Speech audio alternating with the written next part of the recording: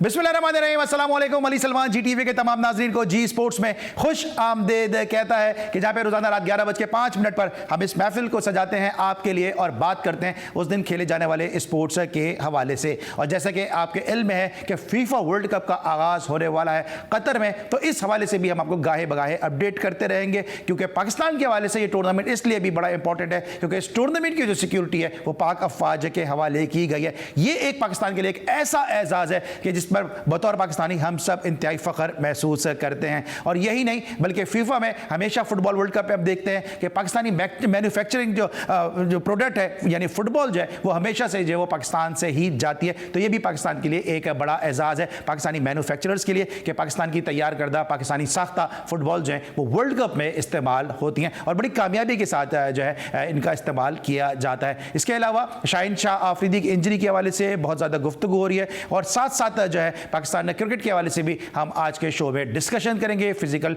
Fitness की अहमियत, physical training की अहमियत के हवाले से और साथ साथ पाकिस्तानी प्लेयर्स को किस तरह बचाया जा सकता है इंजरी से, इससे हवाले से भी गुफ्तगू करेंगे। बहुत ही स्पेशल शो है, तो हमें उम्मीद है कि आपको हमारी आज की कोशिश और काविश पसंद आएगी। इससे पहले कि अपने प्रोग्राम में मौजूद दोनों मौजूद मेहमानों का मैं आपसे तारुफ कराऊं, सबसे पहले प्रोग्राम का फॉर्मेट आज की टॉप स्टोरीज। पीसीबी को अब शाहीन शाह आफरीदी को बहुत एहतियात से चलाना होगा। शाहीन को भी पूरे 2 से 3 माह रिकवरी के लिए लेना चाहिए। Shahid Afridi. T20 world cup के फाइनल में बाबर आजम का बतौर कप्तान इतनी सुस्त रफ्तारी से बैटिंग करना गलत था। उनकी इनिंग्स ने पाकिस्तान को परेशानी में डाल दिया था। साबिक भारतीय स्पिनर हरभजन सिंह। कभी कभी बाबर आजम की विकेट लेना मुश्किल हो जाता है। क्रिकेट के तीनों फॉर्मेट में बाबर आजम का कोई जोड़ नहीं। Aaron Finch. Pakistan Ireland women T20 cricket series का तीसरा मैच कल खेला जाएगा। ऑस्ट्रेलिया क्रिकेट टीम के कप्तान पैट कमिंस ने IPL ना खेलने का ऐलान कर दिया। मार्टिन गुप्टिल और ट्रेंट बोल्ट भारत के खिलाफ सीरीज से बाहर। मैनचेस्टर यूनाइटेड की तरफ से धोखा दिया गया और मुझे क्लब से निकालने की कोशिश की जा रही है। Cristiano Ronaldo. दुनिया ने फुटबॉल पर हुक्मरानी की जंग छिड़ने में सिर्फ 5 रोज बाकी रह गए। दुनिया भर से लाखों फुटबॉल फैंस आलमी मेले के लिए कतर का रुख करने लगे। आलमी मेले का आगाज 20 नवंबर से कतर में होगा। जी नाज़रीन, आपने देखी आज की टॉप स्टोरीज और आपने इन टॉप स्टोरीज में देखा कि फुटबॉल का मेला सजने को पूरी तरह से तैयार है। फुटबॉल की जंग का आगाज होने वाला है। कौन होगा अगला फुटबॉल वर्ल्ड कप चैंपियन, इस बात का तयन अगले चंद दिनों में, अगले चंद माह में जो है वो हो जाएगा। आज हमारे साथ जो 2 शख्सियात ज़बरदस्त मौजूद हैं, टेलीफोन लाइन पर मेरे साथ मौजूद हैं पाकिस्तान के ज़बरदस्त फास्ट बॉलर, एक ऐसे फास्ट बॉलर कि अगर वो खेलते तो यकीनी तौर पर मजीद रिकॉर्ड पाकिस्तान के हिस्से में आते, लेकिन जितना भी खेले उन्होंने अपने पेस से, अपने बाउंस से जो है मुखालिफ बैट्समैनों को हरासा किए रखा। मेरे साथ मौजूद हैं टेलीफोन लाइन पर शब्बीर अहमद। अस्सलाम वालेकुम शब्बीर। वालेकुम सलाम, क्या हाल है? मैं बिल्कुल ठीक ठाक हूं। आपसे जरा फुटबॉल पे भी आज बात करेंगे क्योंकि दूसरी शख्सियत जिस वक्त मेरे साथ स्टूडियो में मौजूद है, बड़ी हमजहत ये शख्सियत है। ये डायरेक्टर ऑफ डायरेक्टोरेट है Karachi university department of physical education, साथ साथ इंटरनेशनल एथलीट भी हैं, कोयटा ग्लैडिएटर्स के भी ट्रेनर हैं, इसके अलावा गोल ग्लैडिएटर्स के भी ये ट्रेनर रहे और इसके अलावा पंजाबी लेजेंड जो T10 टूर्नामेंट होता है उसमें असिस्टेंट कोच भी रहे और फुटबॉल और दीगर खेलों के हवाले से भी जो है वो फिजिकल ट्रेनिंग ये प्रोवाइड करते हैं। बड़े ही पाकिस्तान के चंद क्वालिफाइड और हाईली एजुकेटेड ट्रेनर्स में इनका शुमार होता है। राशिद कुरैशी साहब हमारे साथ मौजूद हैं। अस्सलाम वालेकुम राशिद भाई। वालेकुम सलाम अली भाई। ठीक ठाक हैं, खैरियत से हैं? अल्हम्दुलिल्लाह। अच्छा, अभी आपने देखा शब्बीर टॉप स्टोरीज में कि फीफा फुटबॉल वर्ल्ड कप का आगाज हो रहा है और क्रिकेटर्स का और फुटबॉल का बड़ा चूली दामन का साथ है, तो कितना इंटरेस्ट रखते हैं फुटबॉल के हवाले से?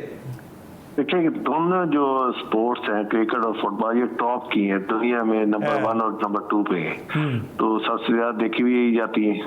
तो अभी अगर क्रिकेट का टूर्नामेंट खत्म हुआ तो अभी फुटबॉल का, और अब तो दुनिया उसमें उसका क्रेज होगा और हमेशा इसमें स्पोर्ट्स तो हमेशा पसंद की जाती है और ये कई ममालिक का, कई नस्लों का वो मिलाप होता है, कई लोगों का मिलाप होता है। जो दूरियां होती है वो खत्म होती है स्पोर्ट्स की वजह से। तो ये इवेंट होते रहने चाहिए और ये आज कतर में हो रहा है तो हमारी तो दिल ख्वाहिश है कि आइंदा ये पाकिस्तान में भी हो इंशाल्लाह, ताकि हमारा फुटबॉल को हमें भी यहाँ पे। शब्बीर, मैच से पहले जब वार्म अप होते हैं तो आप फुटबॉल खेलते थे, कैसे फुटबॉलर थे? कोई यूनुस खान और मोहम्मद समी के लिए तो कहते हैं कि ये बहुत ही जबरदस्त फुटबॉल खेलते थे। मैं तो बस उनके साथ टीम का वो हिस्सा होके पूरा करते थे टीम, यानी 11 लड़के पूरे होने थे। मैं तो इतना अच्छा फुटबॉलर नहीं था, लेकिन फिर भी टीम के साथ खेलते थे तो उसका फायदा होता था। ऑलराइट, आप तो हेड बड़ा अच्छा मारते होंगे, आपका कद माशाल्लाह इतना अच्छा है, अगर आप हेड मारते होंगे तो फिर किसी को बॉल ही नहीं हाथ में आती होगी। हाँ, ये तो है कि मुझे ये फायदा था कद का कि मैं हेड वगैरह अच्छा मार लेता था, तो लेकिन वो फुटबॉल बेशक तो वो खेल नहीं था, बस हम उसको अपने वार्म अप के लिए अच्छा कर लेते थे। ठीक है, क्रिकेट पे मैं आऊंगा, लेकिन जरा ये बताएगा कि फुटबॉल में कौन सी टीम को सपोर्ट कर रहे हैं? देखिए, अभी हमारा पाकिस्तान की तो टीम है नहीं है, लेकिन मैं ज्यादातर पसंद करता हूँ स्पेन की टीम को। वो बेहतर परफॉर्म करती है और अच्छा हमेशा वो टॉप फॉर्म रहती है। दूसरी टीम होती है जर्मनी। ये दो टीमें मुझे हमेशा अच्छी लगी हैं फुटबॉल में, और इनका जो खेल है वो एक मुख्तलिफ होता है, उनकी फिटनेस और हमेशा उनकी पासिंग वो हमेशा मुझे बड़ी पसंद आई। हमारे साथ राशिद कुरैशी साहब मौजूद हैं, फुटबॉल के हवाले से भी इन्होंने फिजिकल ट्रेनिंग प्रोवाइड की है। राशिद भाई, एज ए क्रिकेट और फुटबॉल की अगर आप बात करते हैं, कितना डिफरेंस है दोनों टीमों की जो फिजिकल फिटनेस आप करवाते हैं? शुक्रिया। देखिए, king of all sports is football. अच्छा, राइट। और मेरा ताल्लुक एक बुनियादी तौर पे कैसे खेल से रहा, जो मदर ऑफ ऑल स्पोर्ट्स है। अच्छा, दुनिया का सबसे बड़ा कहते हैं स्पोर्ट्स का मेला ओलंपिक्स होता है, मगर सबसे बड़ा जुनून, सबसे ज़्यादा जो इंथुजियाज्म पाया जाता है वो पाया जाता है फुटबॉल में। बिल्कुल। तो फुटबॉल का वो जुनून है जो सर चढ़कर बोलता है अक्रॉस द वर्ल्ड। तो ये बहुत बड़ा मेला है। और जहाँ तक रही ट्रेनिंग की बात, तो ये it's very high intensity sports. Football is very high intensity sports, और इसमें स्पीड, एजिलिटी, फ्लेक्सिबिलिटी, इसके तमाम फिटनेस के कंपोनेंट पीक पर आपको सिंगल हैंडेड बंदा परफॉर्म करता हुआ नज़र आता है। तो अगर गोलकीपर की बात कर लें तो he must be very quick, very agile, very flexible, बहुत अच्छा रिएक्शन टाइम होगा। अब अगर डिफेंडर की बात करें तो उसके रिक्वायरमेंट थोड़ा चेंज होकर आपको तगड़ा स्पीडी डिफेंडर नज़र आएगा। बहरहाल कहने का मतलब है कि फिटनेस इसमें आपको हर शोबे में बेहतरीन चाहिए किसी भी इंडिविजुअल प्लेयर के लिए। ठीक है, इतनी गर्मी में टूर्नामेंट हो रहा है और फिर जो कतर की गर्मी है, कितना ट्रेनर का काम बढ़ जाता है और प्लेयर्स के लिए कितना मुश्किल होगा अपने आप को फिट रखना? देखिए, प्रोफेशनलिज्म में तो कोई एक्सक्यूज़ है नहीं ना। और हाँ, मुश्किल होता है, लेकिन इन्वायरमेंट में एडजस्ट किया जाता है अपने आप को। इसीलिए देखिए, वक्त से पहले टीमें वहाँ पहुँच रही हैं, मैचेस खेल रहे हैं। और ज़ाहिर अच्छा, इसमें ऐसा तो नहीं है कि आप तो वाटर लेवल मेंटेन रखना, नमकियात का मेंटेन रखना बॉडी में इंपॉर्टेंट है, और ताकि क्रैम्प्स ना आए, कोई इंजरी ना आए, आप बचें। तो लेकिन आप एडजस्ट कर जाते हैं, इसमें कोई ऐसा मसला नहीं है। अच्छा राशिद भाई, फेवरेट टीम कौन सी है आपकी? मेरी जर्मनी। चले जनाब, शब्बीर अहमद साहब की फेवरेट टीम है स्पेन, राशिद भाई की फेवरेट टीम है जर्मनी। तो ऐसा लगता है हमारे जो आज के दोनों एनालिस्ट हैं उनको यूरोप की फुटबॉल जो है वो ज्यादा पसंद है। ब्रेक लेंगे, जब ब्रेक के बाद वापस आएंगे तो फिर बात करेंगे पाकिस्तान के हवाले से अपने दोनों मौजूद मेहमानों से। मिलते एक छोटे से ब्रेक के बाद।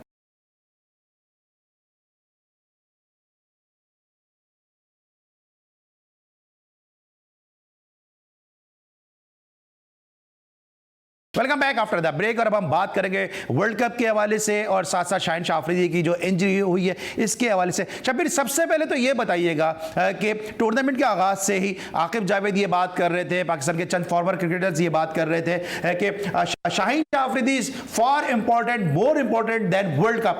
आपको लगता है कि इस टूर्नामेंट में शाहीन शाह अफरीदी को खिलाना चाहिए था?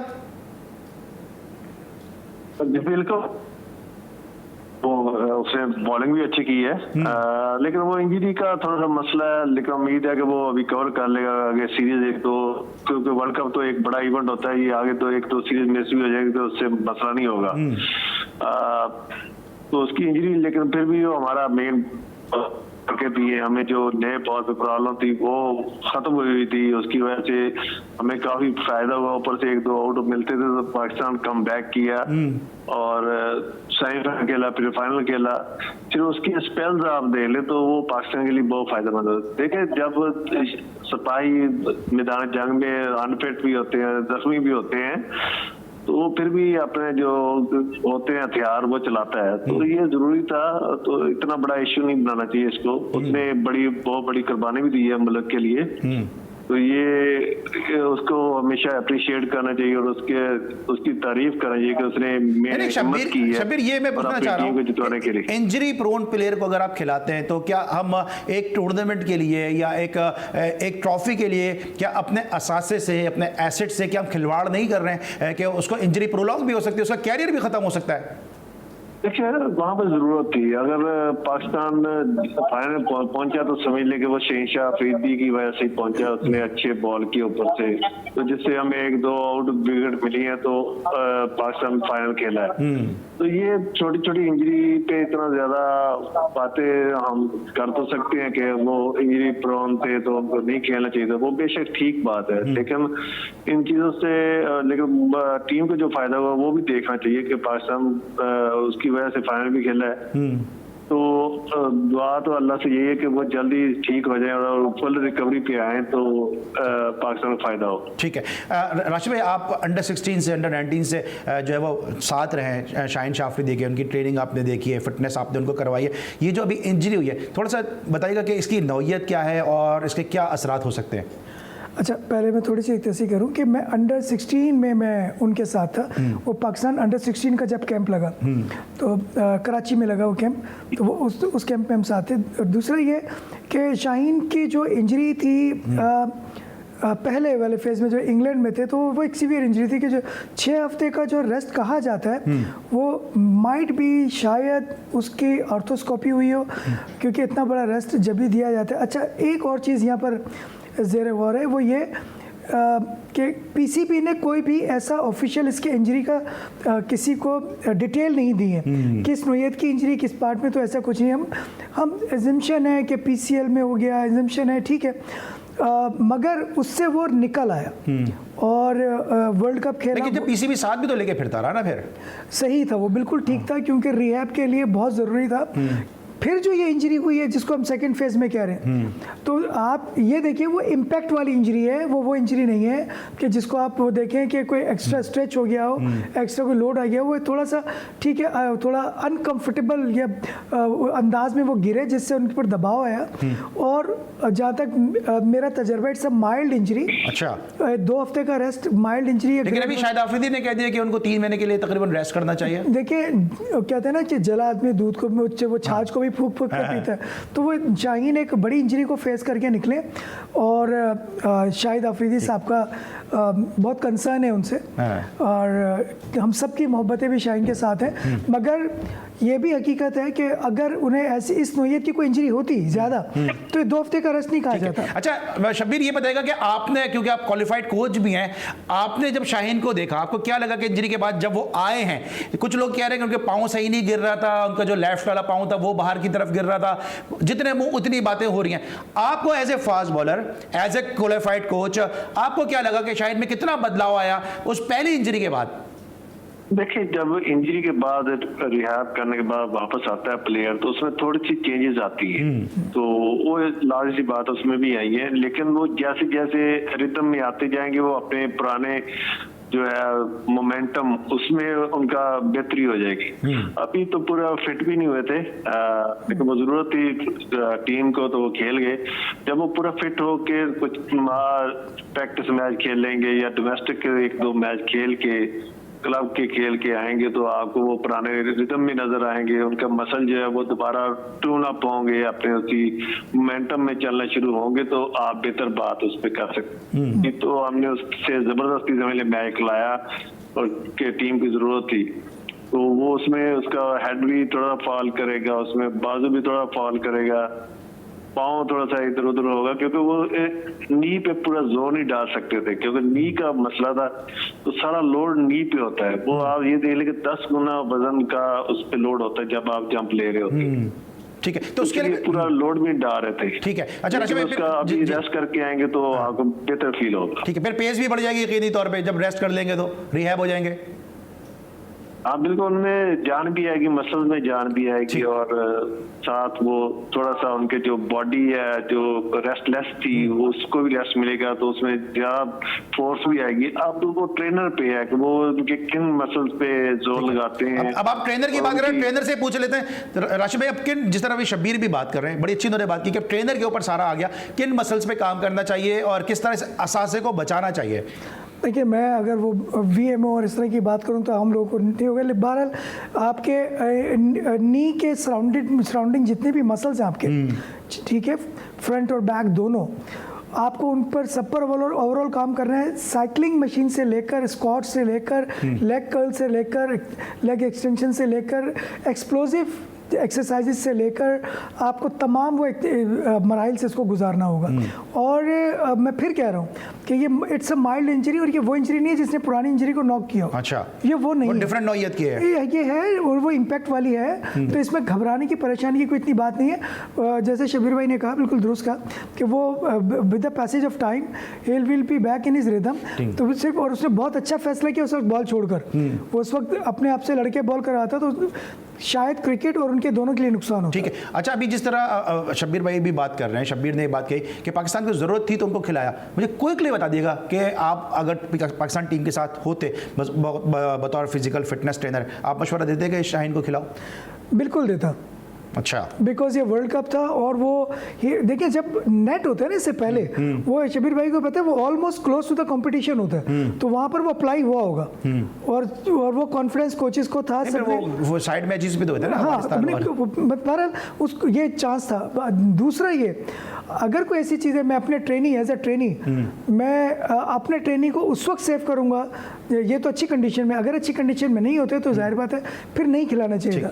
But he was in condition, मुल्क की ज़रूरत थी, और इतना कॉन्फिडेंस है, मैं भी कह सकता हूँ जो लोग साथ थे, जो चाहे वो ट्रेनर हो, चाहे फिजियो हो, चाहे वो कोच हो, फिजियो का बड़ा वाइटल रोल होता है। मैं आपको बताता चलो, trainer always work on the guideline of physio.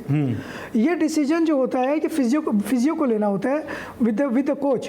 Physio ने डिसीजन लिया होगा, ट्रेनर का काम तो रिहैब करके दे देना। ठीक है। अच्छा शबीर, ये बताएगा कि अब जिस तरह भी राशिद भाई ने एक बड़ी अच्छी उम्मीद दिला दी कि भाई ज्यादा जो इंजरी इतनी जो है खतरनाक या माइल्ड सी इंजरी है, 2 हफ्ते का रेस्ट काफी है, क्योंकि बहुत सारे लोग ये बात कह रहे थे कि इनका PSL भी चला गया, आफरीदी ने भी कह दिया 3 महीने रेस्ट करना चाहिए।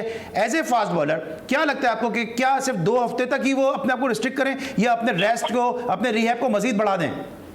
देखें सलमान भाई, मैं पहले तो ये तो इसके ऊपर तो पहले मैं एक बात और करना चाहूंगा कि ये अनफिट क्यों हुआ। आपने जो उसके न्यूट्रिशन जो थी उसको पकड़ना चाहिए, उस बंदे को जो ट्रेनर है उसको पकड़ना चाहिए। अनफिट क्यों हुआ? क्या उन्होंने कभी इसके खाने पे कोई देखा कि इसने क्या खाया क्या नहीं खाया, क्या उसने ट्रेनिंग क्या की है, उस पर कभी किसी ने बात की है?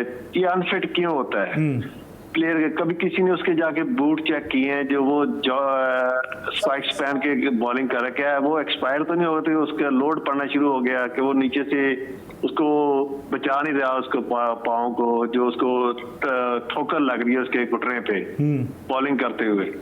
तो ये चीजें होती, छोटी छोटी नजर नहीं आती, लेकिन ये सबसे अहम चीजें होती है। जब आपके बूट एक्सपायर हो जाते हैं तो वो लोड आपके घुटनों पे, टखनों पे पड़ना शुरू हो जाता है, जिसकी वजह से आपको इंजरी होती है, क्योंकि आपके ऊपर लोड होता है बहुत ज्यादा। तो हम क्यों नहीं इनसे पूछते कि यार ये आपका बूट आपका एक्सपायर हो गया, आप दूसरा चेंज कर लो। वो असल में प्लेयर का बूट एक्सपायर हो गया, लगा होता है शब्बीर, बूट एक्सपायर हो गया, ये जो उसके जो नेल्स लगे हुए होते हैं स्पाइक्स के, वो एक्सपायर होते हैं। क्योंकि थोड़ा सा, क्योंकि आपको उस वक्त नौजवान लड़के बहुत सुन रहे होंगे, अभी पूरे पाकिस्तान में ट्रायल्स का सीजन भी चल रहा है, तो थोड़ा सा इसको एलिब्रेट जरा और क्लियर कर दीजिएगा। नहीं, असल में पता क्या, जो बूट होता है ना, वो स्पाइक्स तो एक खत्म हो गई है नीचे, लेकिन जो बूट होते हैं ना वो भी उनके वो खत्म हो जाते हैं। उसमें जो सॉफ्टनेस होती है, जो आगे कशिश शक्ल को रोकता है, जब वो उस पर लोड पड़ता है, वो कशिश शक्ल का जो आप पे दबाव पड़ता है, तो वो आपके नी या लोअर बैक पे उस पर असर करती है, टखने में पड़ती है। तो इसलिए वो बूट चेंज करना लड़के इसलिए चेंज करते हैं क्योंकि उनकी आदत हुई होती है। वो कहते हैं नया पहनेंगे पता नहीं क्या होगा, ये होगा, वो मसला हो जाएगा। हालांकि आपको जैसे थोड़ा सा नजर आया कि इस बूट में थोड़ा सा मसला हो गया, आप फेंक दे, उसको फेंक दे, भले किसी को दे भी ना, उसको भी प्रॉब्लम ना हो। ठीक है। अच्छा, ये चीजें हमारे ट्रेनर की जरूरत है, उनको ये चीजें नॉलेज में होनी चाहिए। ठीक है, अच्छा ये बताइएगा कि जब ये टूर्नामेंट का आगाज हो रहा था उस वक्त ये बात भी सामने आई कि जी इंजरी से आ रहे हैं, इंजरी प्रोन है, ऑस्ट्रेलिया के ग्राउंड्स जो है वो नरम है, पिचेस जो है वो सख्त हैं, नरम ग्राउंड से भाग कर आएंगे, सख्त पिच पे जोर मारेंगे तो इंजरी मजीद बढ़ सकती है, क्या इसका भी कोई इंपैक्ट आया होगा? बिल्कुल आ सकता है, क्योंकि आपका जो एक नरम जगह से आप एकदम हार्ड पे जब जंप लेके आएंगे तो आप पे लोड पड़ता है काफी ज्यादा, आप सोच नहीं सकते कितना बॉडी पे लोड पड़ता है। ठीक, तो वहाँ पे हार्ड पिचेस होती हैं, तो वो ऊपर से स्पाइक्स आपको उसमें वही देखने, फिर वही बात करूँ, जो स्पाइक्स नीचे होते हैं वहाँ पे ब्रीक पहनने होते हैं क्योंकि वो जल्दी ग्रिप करे। पाकिस्तान और सब कॉन्टिनेंट में आप थोड़े मोटे किस्म के पहनते हैं ताकि वो ज्यादा उसमें फंस न जाए और आपको तंग करें। ठीक है, तो ये चीजें छोटी छोटी आपको पूछते हैं ना, राशिद भाई से पूछते हैं। राशिद भाई जरा ये जो चीजें मैंने बताई हैं इस पे आपका क्या इनपुट है? अली भाई पहले तो मैं आपको एक चीज़ बताता चलूँ, जो आपने सवाल किया ना, ये इसने इतनी ज़बरदस्त एजुकेशनल डिबेट का आगाज़ होता है यहाँ से, जिसकी इस वक्त हर आने वाले क्रिकेटर को और हर प्रोफेशनल क्रिकेटर को ज़रूरत है। एक जुमला है, वो ये है कि हाउ टू कैरी योरसेल्फ, और दूसरा जुमला है how to carry your athlete, यानी अपने आप खिलाड़ी को आप कैसे कैरी करेंगे और खिलाड़ी ने अपने आप को कैसे कैरी करना है। अच्छा, दूसरा बहुत सी चीज़ें मिथ्स हैं और बहुत सी चीज़ें हकीकत हैं, मगर मैं चूंकि ये टाइम की इतनी लिमिटेशन में बहुत क्विकली बता देंगे, ब्रेक पे भी जाना है मुझे। ओके, इसमें मैं आपको बताता चलूँ कि कैरी करने के अंदाज से पूरा साल एक लड़का स्पाइक्स पहने हुए होता है, नेट से लेकर match, back to back tour, यहाँ पर फेजेस होते हैं, ट्रांजिशन का कोई तस्वुर ही नहीं है। एक लड़का क्रिकेट खेल रहा है तो लगातार 5-5, 6-6 साल बॉल करता जा रहा है। अच्छा, सबसे मुश्किल कैरी करना और ज़रूरी कैरी करना होता है फास्ट बॉलर्स को। फास्ट बॉलर्स का सबसे तगड़ा और सबसे नाजुक काम, तगड़ा इसलिए, ताकत का इस्तेमाल, नाजुक इसलिए कि they always been very much close to the injuries. जो उनका काम होता है ना, वो तो बहुत एक पहलवान और एक एथलीट का कॉम्बिनेशन टाइप का काम है, तो उनको बहुत केयरफुली हैंडल किया जाता है। उनको आप मुझे बताइए, चाहे मैंने एक बड़े खिलाड़ी से बात की ड्यूरिंग द PSL, मैंने कहा इतने साल से कर रहे हो, तुम रेस्ट क्यों नहीं लेते बीच में? तो उसने मैं नाम कोट नहीं करूंगा, उसने जवाब दिया कि भाई जितनी क्रिकेट मिल रही है अल्लाह का शुक्र है, मिलती रहे, बात का पता नहीं। अच्छा, गुफ्तगू का सिलसिला जारी रहेगा, लेकिन इस पर लेंगे हम एक ब्रेक, और जब ब्रेक के बाद वापस आएंगे तो मजीद गुफ्तगू को यहीं से कंटिन्यू करेंगे। मिलते हैं छोटे से ब्रेक के बाद।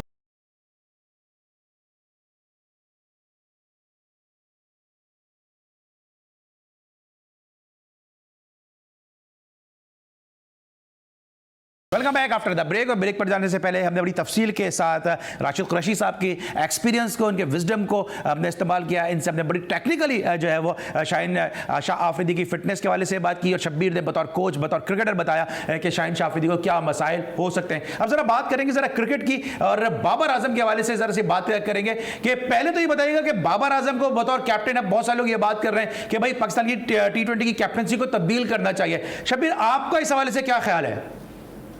देखिए, ये तो ऐसी बातें डेली चेंज होती रहती हैं कि उसको कप्तानी से उतारते हैं। हम 3 टूर्नामेंट खेले हैं, 2 में फाइनल में पहुंचे, एक सेमीफाइनल खेल लिए, जिसमें 2 वर्ल्ड कप थे। इससे बड़ा आपको और क्या चाहिए?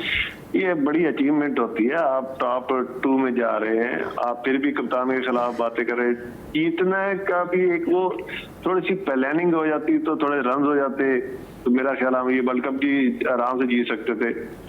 तो लेकिन ये मेरा ख्याल ज्यादती हो जाएगी बाबर के साथ। लेकिन आपको नहीं लगता है जो कुछ डिसीजन लिए हैं, जिस तरह नवाज ने इंडिया के खिलाफ तेज बॉलिंग कर दी, जो है वो शुरू कर दी, उसके बाद हमने देखा कि जो है वो आखिरी जो मैच था उसमें नवाज को बॉलिंग देना भूल गए, फिर फील्ड प्ले जो बैटिंग ऑर्डर था उसमें हमने देखा एक मैच में जो है हारिस अच्छे रन कर रहा है, अगले मैच में बजाय से कि हारिस को कॉन्फिडेंस दिया जाता, हारिस को कॉन्फिडेंस देने के बजाय वहाँ पर नवाज को पहले भेज दिया गया। तो ये जो तमाम तर जो ये फैसले हुए हैं, इससे आप मुत्तफिक हैं, और यही वो सारी चीजें जिसको लेके बाबर की कप्तानी पे उंगलियां उठ रही हैं?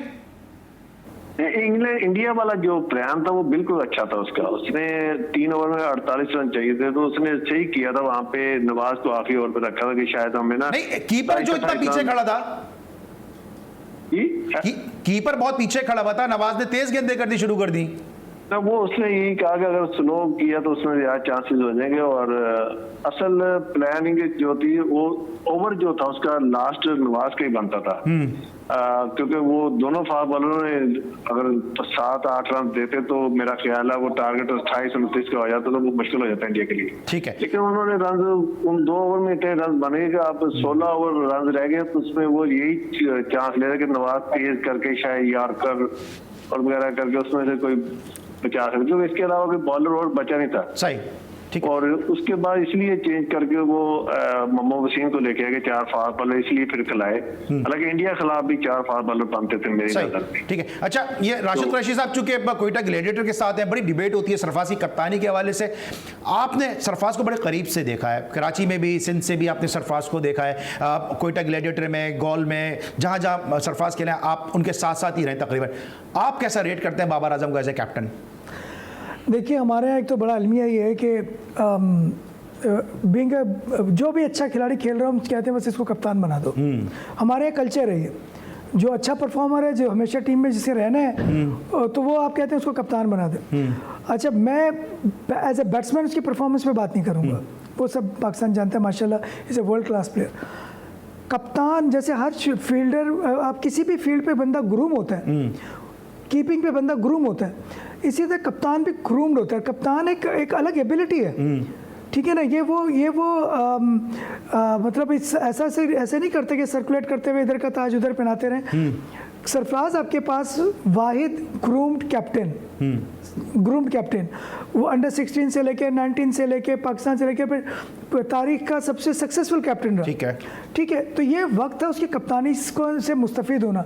और ये तो अब ये कोई ऐसा शो है नहीं, लेकिन फिर भी मैं आपके अब तो सबको पता है कि इमरान खान साहब ने जब वो परफॉर्म करते हुए सरफराज अहमद को रमीज़ राजा को बोल कर चेंज करवाया कि जी आप बाबर आजम को कप्तान बना दें, तो ये जो उस वक्त से स्ट्रगल ही कर रही है, स्ट्रगल ही टीम कर रही है। ठीक है, अच्छा, वो डिसीजन आपको, उसके डिसीजन आपको नजर आए। ठीक है, टीम मौजज़ाना तौर पर दुआओं से किस तरह से, अब नहीं लड़के तो अच्छे हैं सब, मगर इन्हीं लड़कों से जैसे चैंपियन ट्रॉफी जीती, रिकॉर्ड्स कायम किए। आप ये समझते हैं कि सरफराज बेहतर कैप्टन थे? मैं शॉर्ट ये समझो। ठीक है, अच्छा शब्बीर ये बताएगा कि अब उस वक्त मैं ब्रेक पर चला गया था, ये आकिब जावेद ने भी एक मुतालबा किया पीसीबी से कि पीसीबी इसकी इंक्वायरी करे, इस हवाले से क्या कहेंगे? पीसीबी ने तो खुद ही भेजा ना, जब तो भेजा तो जब टीम बनी है तो पीसीबी को सब खुद भेजा, क्योंकि जरूरत भी थी उनके लिए। तो पीसीबी हमेशा देखता है अपनी जरूरत को, टीम को क्या जरूरत है। ये आप पीसीबी को अलबत्ता कह सकते हैं कि चीफ जस्टिस साहब पीसीबी से पूछे कि आपने एक अनफिट प्लेयर को क्यों भेजा है। ठीक है, अच्छा, इस वक्त ये है कि वो, लेकिन आपको क्या लगता है कि जो पाकिस्तान की टीम कैरी कर रही थी 3-3 अनफिट प्लेयर, पाकिस्तान का स्क्वाड बैलेंस था? देखिए, हमें बैटिंग का हमेशा प्रॉब्लम था, बैट्समैनों ने कोई हमें वो रन नहीं करके दिए। हमारा आप पहले पावर प्ले के रन देख ले, सिवाय एक मैच के हमने किसी मैच में 50 नहीं की। तो ये पावर प्ले के एक प्लान होता कि आपने पहले 1-2 आउट भी हो जाए, लेकिन आगे 50 रन हो जाए तो दूसरी टीम आधी वैसे ही उन रनों को रोकते रोकते आगे 180 प्लस करवा ही देती है। ठीक है, तो ये चीजें असल प्रॉब्लम हमारी टीम में सिर्फ यही था कि हमें ऊपर से कोई इतना बड़ा वो रन नहीं मिले। ठीक है, तो मिल जाते तो ये अब मेलबर्न में जो फाइनल था उसमें भी थोड़ी प्लानिंग गलत हुई थी कि अब वहां पे ग्राउंड बड़ी थी, बाउंड्री बड़ी थी, तो आप छक्के और चौके की तरफ नहीं जा सकते। लेकिन अगर ग्राउंड बड़ी थी तो फिर यहाँ पे ट्रेनर का काम आ जाता है। राशिद भाई, क्या हमने ऑस्ट्रेलिया के ग्राउंड्स के लिए से कोई तैयारी की थी अपने फिटनेस के हवाले से? क्योंकि जिस तरह भी ये भी कह रहे हैं ग्राउंड बड़े थे, हम तो छोटे और कैरम बोर्ड ग्राउंड पे खेलते हुए गए। देखिए, शब्बीर भाई ने 2 मरतबा बता दिया कि प्लानिंग दुरुस्त नहीं थी, तो उसका मतलब प्लानिंग को लीड कौन कर रहा होता है। तो उन्होंने खुद कप्तानी पर सवाल उठा दिया अगर देखा जाए तो। और दूसरा ये कि लीडर का काम है, आप जिस मैदान जंग में जा रहे हैं वहाँ किस एनवायरनमेंट में आपने परफॉर्म करना है सब देखना, तो ये लीडर का काम था और मैनेजमेंट का काम था। तो ये और डेफिनेटली उन्होंने की होगी, वक्त से पहले पहुँचे, मैचेस देखे, मैचेस खेले वाले वहाँ पर, और उन्होंने वक्त से पहले किए सब। ठीक है, राशिद भाई, अब जिस तरह आप ट्रेनिंग से भी आप वाबस्ता हैं, तो क्या सरफराज की फिटनेस पे बात होती है, आजम की फिटनेस के वाले से बात होती है? शर्जील को लोग कहते हैं फिट ही नहीं है भाई, उसको कैसे ले लें टीम में? देखिए, मैं आपको 2 चीज़ें बताता चलूँ। जब आपके पास लड़का यहाँ पर इस लेवल पर आता है, हाँ पर जो फिजिकल टेस्टिंग है वो तो नीचे फर्स्ट क्लास लेवल पर सब है। अगर कोई फिजिकली फिट नहीं है तो वहाँ कैसे खेल रहे हैं? और अगर वहाँ खेल के रन्स कर रहा है तो दुनिया भर के कोचिंग कोर्सेज में शब्बीर भाई से इत्तेफाक करेंगे, एक जुमला होता है, वो वर्स्ट टेक्निक है, वो वर्स्ट अंदाज जो आपको बेहतरीन परफॉर्मेंस दे रहा है, नेवर चेंज दैट। एक ज़माने में माइक गेटिंग कर गया, मर्फ्यूज आपके सामने बॉलर ऑस्ट्रेलिया का, ठीक है। तो बात ये थी कि performance end of the day, आप समझते परफॉर्मेंस डज मैटर?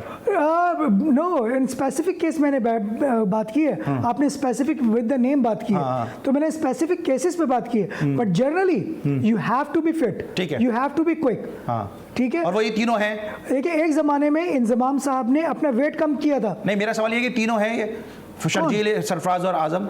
मुझे एक सवाल का और हमने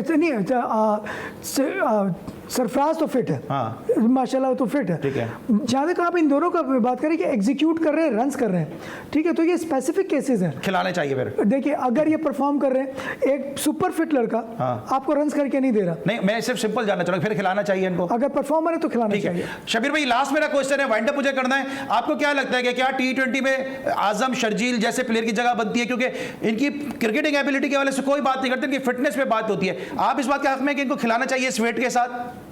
देखें, इनको खुद अपनी फिटनेस पे ध्यान देना चाहिए, किसी और ने नहीं करवानी फिटनेस है।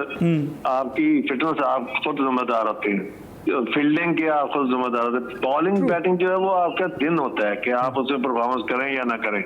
ये जो दो चीजें हैं ये आप कर सकते हैं, तो इनको खुद ख्याल करना चाहिए कि आपने अगर पाकिस्तान खेलना तो आपको अपनी फिटनेस टॉप पे लेके जानी चाहिए। ठीक है, तो मेरा ख्याल है ये अच्छी हिटर हैं, इन्होंने परफॉर्मेंस दी है, तो ये भी पाकिस्तान खेल सकते हैं, लेकिन उनको अपनी फिटनेस जो है वो आलमी मियार के तहत बनानी पड़ेगी। ठीक है, thank you so much Shabbir Ahmad साहब, thank you so much Rashid Qureshi साहब, आप हमारे साथ मौजूद थे। दामन वक्त में ज़्यादा नहीं थी, इसलिए गुफ्तगू में यकीनी तौर पे तशनगी रही है, क्योंकि बड़ी तेज़ी के साथ मौज़ूआत को कवर अप करना पड़ा। लेकिन हम उम्मीद करते हैं कि आइंदा मज़ीद जब आपको दावत देंगे तो मज़ीद हम तफसील के साथ और खुल के आप दोनों के तजुर्बात से मुस्तफ़ीज़ हो सकेंगे। आज के लिए बस इतना ही। अली सलमान को पूरी प्रोडक्शन टीम के साथ इजाज़त दीजिए, अपना बहुत ख्याल रखिए, अल्लाह हाफ़िज़।